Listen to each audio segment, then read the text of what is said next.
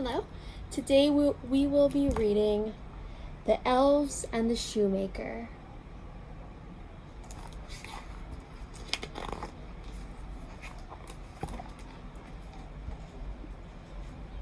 There once was a talented shoemaker.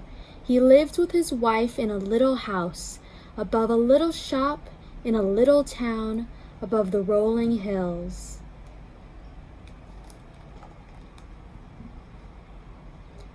From far and wide, people came to buy their beautiful shoes.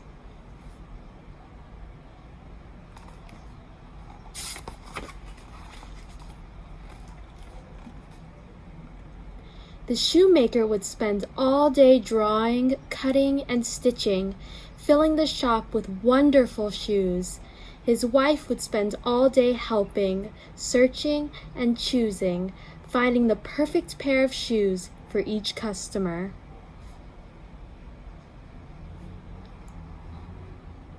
Each person would leave with a pair of shoes that fit and suited them so perfectly, it was as if the shoes had been made just for them.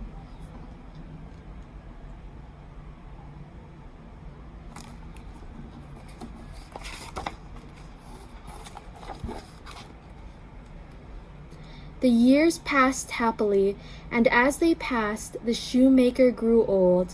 But as he grew older, his fingers did too. He could no longer work as quickly as he had once been able to.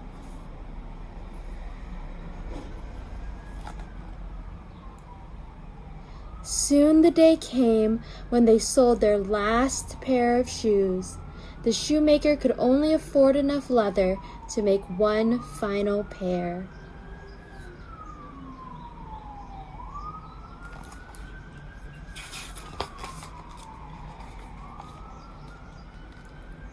As the sun was setting, he carefully laid out the last of his material. He cut out the pattern, paying attention to every last detail.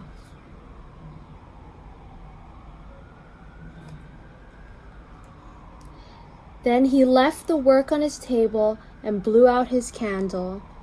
Together the shoemaker and his wife went to bed with heavy limbs but faithful hearts.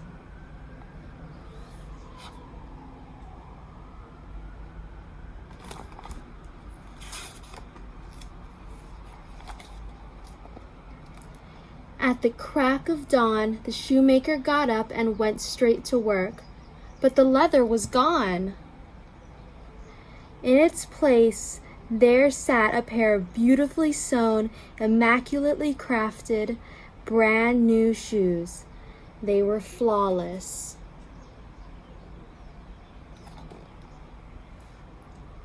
The shoemaker was amazed and could only stare and admire the delicate work. The stitching was so fine, it was as if they had been crafted by magic.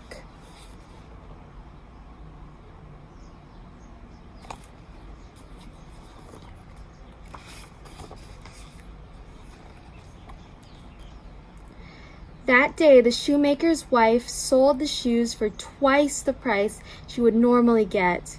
The couple was overjoyed.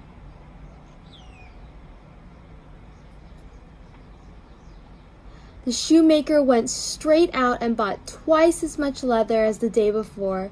He cut it out, and they went to bed feeling encouraged and inspired.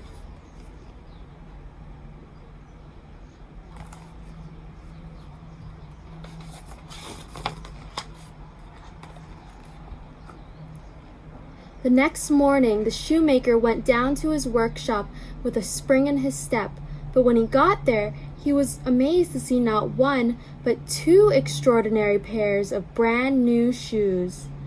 Before lunchtime, both pairs had been sold for more than they had ever imagined possible.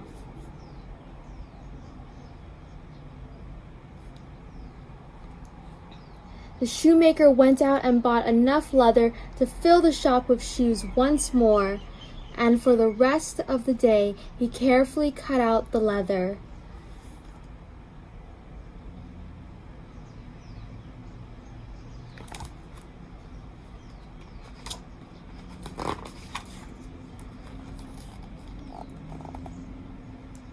That night, the shoemaker and his wife decided to hide and watch.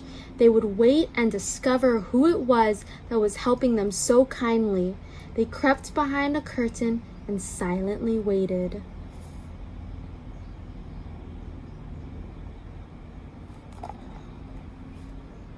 As the clock struck 12, they heard the sound of distant voices singing, first softly, but getting closer. Then in the dim light they saw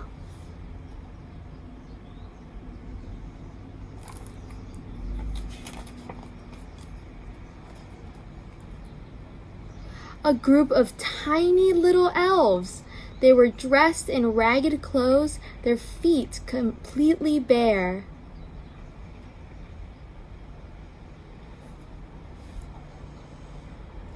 With perfect grace and the lightest touch, the elves seized the leather, the needles and the thread, and stitched and sewed and worked their nimble little fingers so quickly it was enchanting.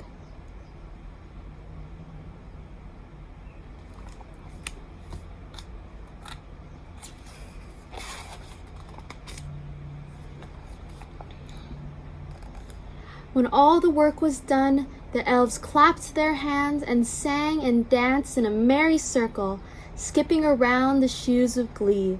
Such cheerful creatures had never been seen. Such joyful singing had never been heard. Such handsome shoes had never been made.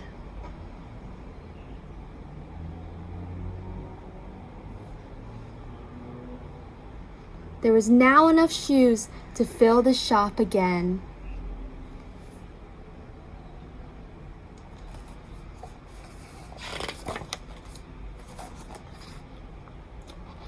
The shoemaker and his wife knew they had to do something to show how grateful they were.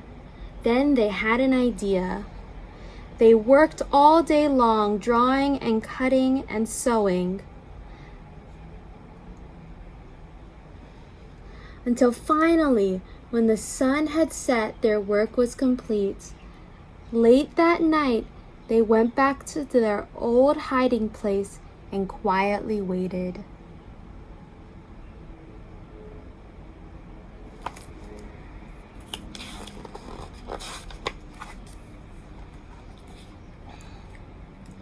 As the clock struck 12, they saw the elves in their ragged old clothes dance into the shop.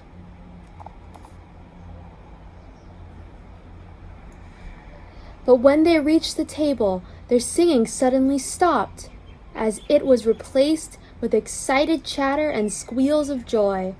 On the table lay a tiny little outfit for each of them, and a pair of shoes for each too.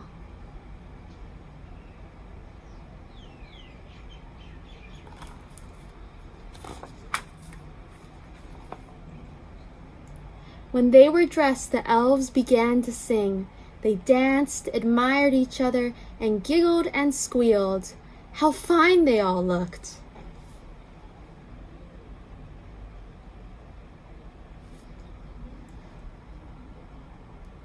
The couple watched with smiles of pride as the elves, still giggling and dancing, took off into the night.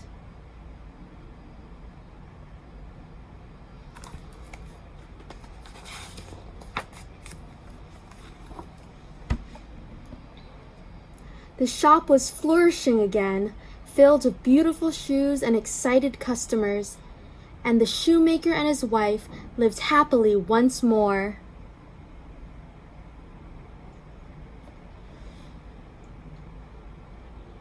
But from then on, once in a while, when the shoemaker had a little spare leather and a little spare time, he would make a pair of tiny shoes and leave them out for the elves.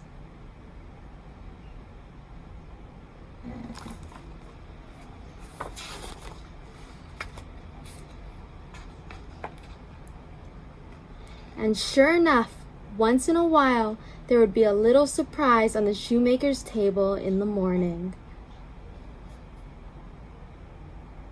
The end.